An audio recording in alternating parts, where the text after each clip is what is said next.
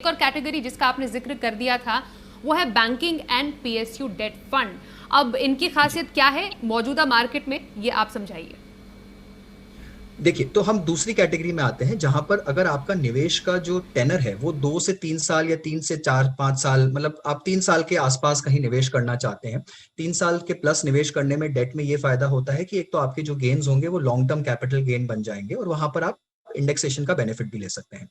तो यहां पर अगर हम सबसे सेफ विकल्प खोजें तो दो ही विकल्प है, banking and PSU debt fund और corporate bond fund. Banking and PSU की खास बात यह है कि इसका पेपर क्वालिटी बहुत ही हाई रहता है। तो यहाँ पर सिर्फ बैंकिंग और एनबीएफसीज जो कि नॉन बैंकिंग फाइनेंशियल इंस्टीट्यूशंस हैं या पीएफआई है, उन्हीं के पेपर रहते हैं और ये triple a kind of portfolios होते हैं मोस्टली। कहीं कहीं डबल ए पेपर भी होते हैं, बट ये बहुत ही अच्छी वेल रेटेड कंपनीज होती है और वेल मैनेज्ड पोर्टफोलियो होता है। जो आप बैंक सीडीज जिसको बोलते हैं, कॉर्पोरेट डिपॉजिट्स, बैंक के जो सर्टिफिकेट ऑफ डिपॉजिट्स होते हैं वो मोस्टली इन पोर्टफोलियोज में देखे जाते हैं। तो पोर्टफोलियो का क्वालिटी बहुत हाई है। पोर्टफोलियो का जो ड्यूरेशन होता है वो 2 से 4 साल के बीच का होता है, तो बहुत ज्यादा भी नहीं है जहां पर इंटरेस्ट रेट रिस्क बहुत ज्यादा हो। अगर आप 3 साल होल्ड करेंगे तो ये पोर्टफोलियोज अमूमन देखा गया है बहुत अच्छा रिटर्न देते हैं।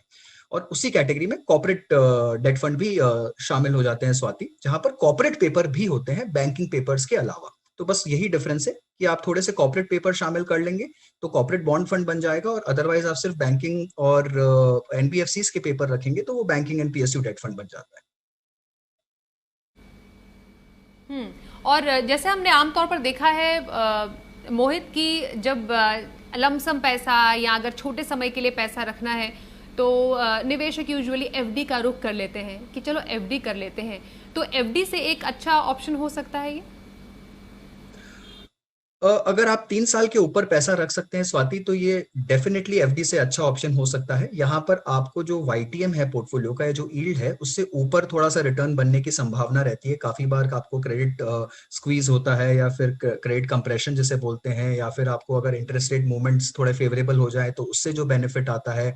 तो ये सारे बेनिफिट्स आकर आपको एफडी से डेफिनेटली ऊपर रिटर्न मिल सकता है, और प्लस इंडेक्सेशन का बेनिफिट इसे टैक्स एफिशिएंट बना देता है, जो कि एफडी में नहीं होता है। एफडी पूरी तरह से टैक्सेबल हो जाती है आपका जो इंटरेस्ट आता है।